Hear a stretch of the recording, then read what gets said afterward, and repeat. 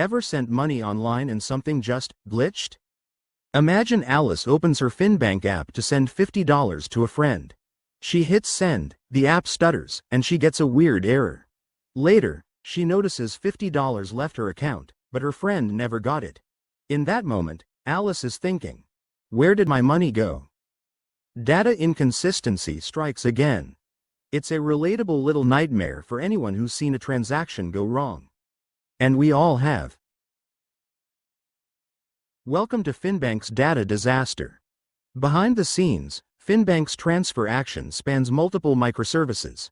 One service debits Alice's account, another credits her friend's. In our scenario, the debit service succeeded, Alice's $50 was taken out, but the credit service never completed. The transaction only went halfway. Finbank ended up with an inconsistent state. Alice's account is $50 poorer, but her friend's account never got credited. This partial failure is the consistency quagmire we're exploring. It's the classic microservice nightmare. Some pieces of a distributed transaction succeeded while others failed, leaving data out of sync. So, why did Finbank get into this mess? In a traditional monolithic app, one database transaction could wrap the whole transfer, all or nothing. Easy peasy. But in a microservices world, each service has its own database and operates independently. There's no central transaction coordinator by default, no single commit that spans all services. Business logic gets split across multiple services and their local transactions. If one part fails mid-process, there's no automatic rollback of the others like in a classic ACID transaction: atomicity, consistency, isolation, and durability. We could try a distributed transaction protocol like the two-phase commit to force all or nothing across services, but 2PC is complex, slow, and not usually practical at scale. In short, maintaining consistency across distributed services is hard. Networks can fail, services can go down, and unlike a monolith, there's no simple magic button to undo partial work. Enter the Saga Pattern, our hero for distributed consistency. Instead of one big transaction, a saga breaks a workflow into a series of local transactions that can each succeed or fail independently. If every step succeeds, awesome, we're done. But if something goes wrong halfway, Saga says, compensate. In Finbank's case, after debiting Alice's account, if the credit step fails, the saga triggers a compensating action, basically refunding that $50 to Alice so her account goes back to normal. In this way, the saga ensures that even without a global transaction, the system can undo or complete steps to stay consistent. It's like a row of dominoes that magically stand themselves back up if one falls wrong. Another lifesaver in these distributed scenarios is Idempotent, a fancy word meaning you can do something twice and it won't mess things up. Why care? Because in a microservice saga, or any retry logic, the same operation might run multiple times. Think of a network glitch causing a duplicate request, or a compensation that retried. If your debit service runs the withdraw $50 step twice by accident, you don't want Alice charged $100. Idempotent operations ensure that repeating a request won't create a duplicate effect. For example, the service might check, have I already deducted this amount for this transaction? And ignore the second call. Designing each step to be idempotent, especially the compensating actions, means Finbank can safely retry operations or rollbacks without making the inconsistency worse. In short, retries welcome, no double dipping on customer data.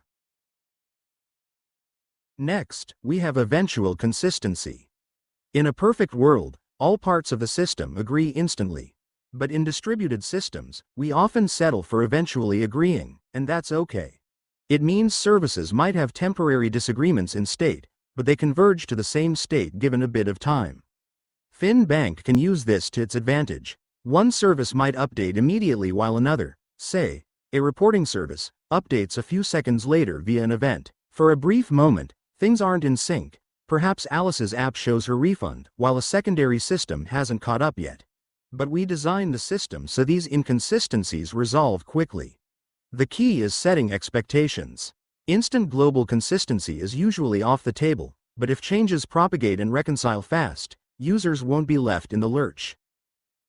Data will catch up, You just need to give it a moment.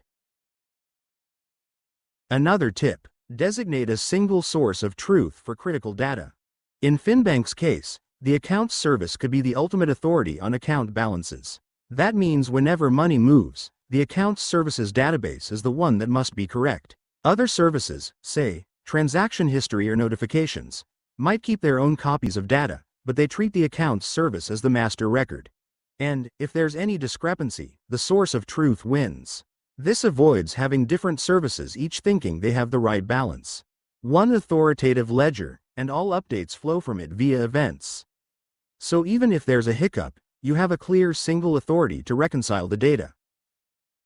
In short, pick one ledger to rule them all for any given piece of information. Let's wrap it up with a quick before and after. Before, Finbank's microservice transaction was like a bad relay race. The baton got dropped halfway. Money left account A but never reached B, leaving everyone upset. Alice was angry, and Finbank's data was a tangled mess. After, using our fixes, the process is robust. With the Saga pattern, if a step fails, all earlier actions are reversed or compensated so no money is lost in limbo. Idempotent operations mean retries or reversals don't accidentally double charge anyone. Each service knows its role, and a single source of truth ensures there's one canonical record to rely on.